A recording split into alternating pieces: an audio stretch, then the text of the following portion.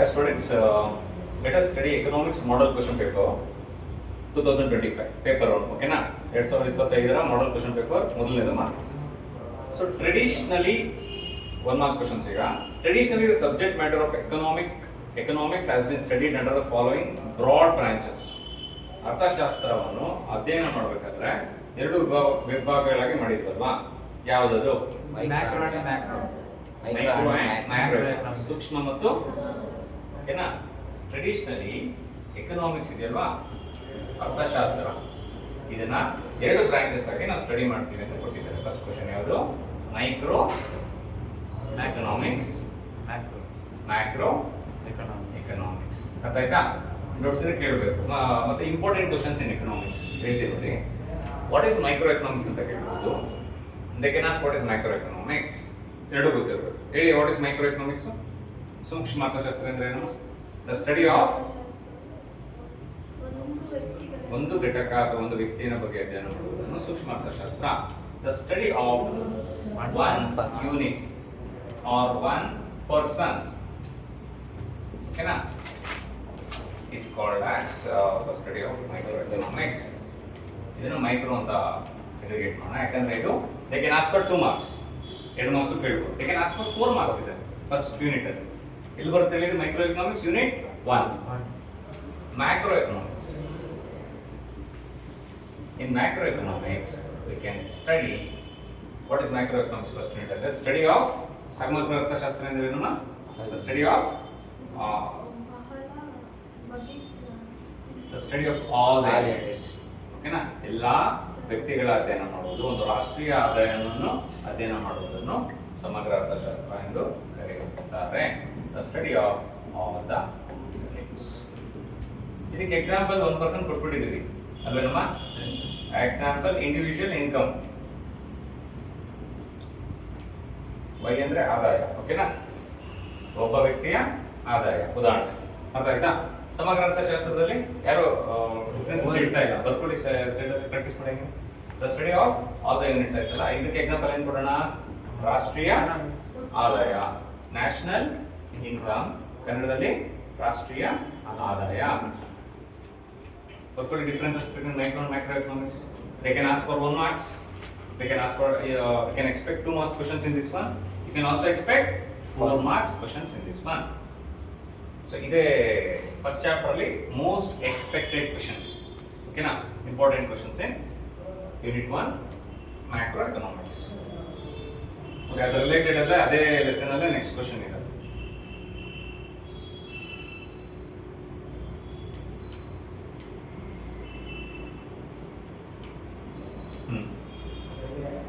ಬೇಗ ಆಗಬೇಕು, ಓಕೆನಾ. ಡಿಫ್ರೆನ್ಸಸ್ ಕಲ್ತ್ಬಿಡೋಣ. 4 ಡಿಫ್ರೆನ್ಸಸ್, ಬಿಕಾಸ್ 2 ಡಿಫ್ರೆನ್ಸಸ್ ಆಯ್ತು ನಮ್ಗೀಗ. ಓಕೆ, ಸೆಕೆಂಡ್ ಡಿಫ್ರೆನ್ಸ್ ಹೇಳಿ ಬೇಗ. ಇದು ವ್ಯತ್ಯಾಸ ಹೇಳೋಣ. ಸೂಕ್ಷ್ಮ ಅರ್ಥಶಾಸ್ತ್ರ, ಸಮಗ್ರ ಅರ್ಥಶಾಸ್ತ್ರ ನಾವು ಅಧ್ಯಯನ ಮಾಡಿದ್ದೀವಿ. ಸೂಕ್ಷ್ಮ ಅರ್ಥಶಾಸ್ತ್ರವು ನಿರ್ದಿಷ್ಟ ಸಮಯದಲ್ಲಿ ಬೆಲೆಗಳನ್ನು ನಿರ್ದಿಷ್ಟ ಸಮಯದಲ್ಲಿ. ಡಿಫ್ರೆನ್ಸಸ್ ಹೇಳಿ. Macroeconomics. Microeconomics is a part. Microeconomics is a part of macroeconomics. ಸೂಕ್ಷ್ಮ ಅರ್ಥಶಾಸ್ತ್ರವು ಸಮಗ್ರ ಅರ್ಥಶಾಸ್ತ್ರದ ಒಂದು ಭಾಗ ಅಲ್ವಾ? ನೀವು ಹೇಳಮ್ಮ, ನೀವು ಕನ್ನಡದಲ್ಲಿ ಹೇಳ್ತೀರಿ, ಹೇಳಿ. ಸೂಕ್ಷ್ಮ ಅರ್ಥಶಾಸ್ತ್ರವು ನಿರ್ದಿಷ್ಟ ಸಮಯದಲ್ಲಿ ಸರಕು ಮತ್ತು ಸೇವೆಗಳ ಬೆಲೆಗಳನ್ನು ನಿಯಂತ್ರಿಸುತ್ತದೆ. ಪ್ರೈಸ್, ಓಕೆ, ಅದು difference, correct. So in micro economics second ಅಂತ ಹೇಳ್ತೀನಿ ನೋಡಿ, ಈಸಿ ಇದು. ಮೈಕ್ರೋ ಎಕನಾಮಿಕ್ಸ್ ಅನ್ನೋದು ಒಂದು ಯೂನಿಟ್, ಮ್ಯಾಕ್ರೋ ಎಕನಾಮಿಕ್ಸ್ ಅನ್ನೋದು ಲಾರ್ಜರ್ ಯೂನಿಟ್ಸ್ ಅಲ್ವಾ? ಸೊ ಇದನ್ನ ಏನಂತ ಕರಿಬೋದು ಅಂದ್ರೆ the study of price theory. ಏನು ಹೇಳಿ? ಪ್ರೈಸ್ ಥಿಯರಿ, ಬೆಲೆಗಳನ್ನು ಅಧ್ಯಯನ ಮಾಡೋದಕ್ಕೆ ನೀವು ಹೇಳಿದ್ದೀರಿ. The study of price theory, short form ಬರ್ತಿರ್ತೀನಿ. ಬೆಲೆ ಏನು ಅಧ್ಯಯನ ಮಾಡೋದು, ಓಕೆನಾ. ಸೂಕ್ಷ್ಮ ಅರ್ಥಶಾಸ್ತ್ರ. ಸಮಗ್ರ ಅರ್ಥಶಾಸ್ತ್ರದಲ್ಲಿ ಏನು ಅಧ್ಯಯನ ಮಾಡ್ತೀವಿ? ರಾಷ್ಟ್ರೀಯ ಆದಾಯ, ಓಕೆನಾ, ದೇಶದ ಆದಾಯ, GDP, ಗ್ರಾಸ್ ಡೊಮೆಸ್ಟಿಕ್ ಪ್ರಾಡಕ್ಟ್, ಒಟ್ಟು ರಾಷ್ಟ್ರೀಯ ಉತ್ಪನ್ನ, ನಿವ್ವಳ ರಾಷ್ಟ್ರೀಯ ಉತ್ಪನ್ನವನ್ನು ಅಧ್ಯಯನ ಮಾಡ್ತೀವಿ. ಅದರಲ್ಲಿ ಸಮಗ್ರ ಅರ್ಥಶಾಸ್ತ್ರ ಡಿಫ್ರೆನ್ಸ್ ಆಯ್ತಾ.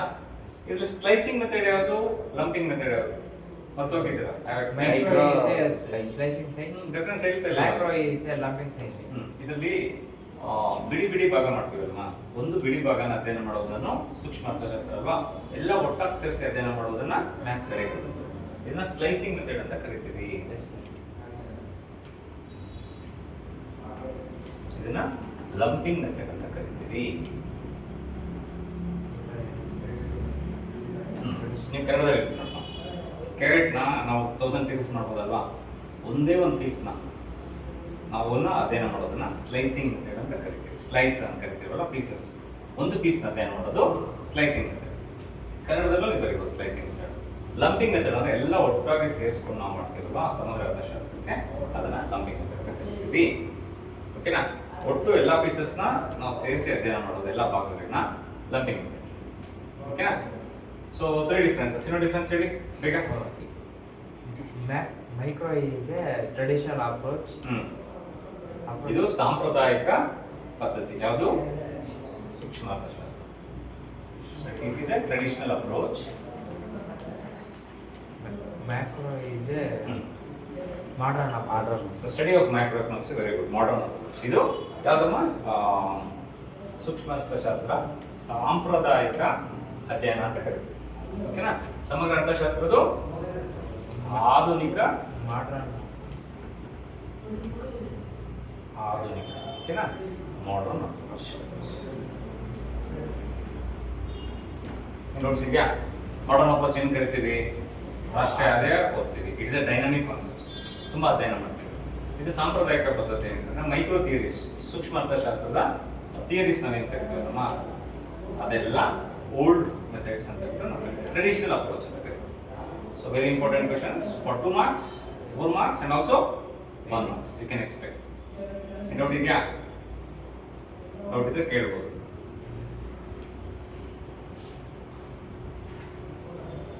ಓಕೆ, ನೆಕ್ಸ್ಟ್ ಕ್ವೆಶನ್ ಹೋಗೋಣವಾ? ರುದ್ರೇಶ್.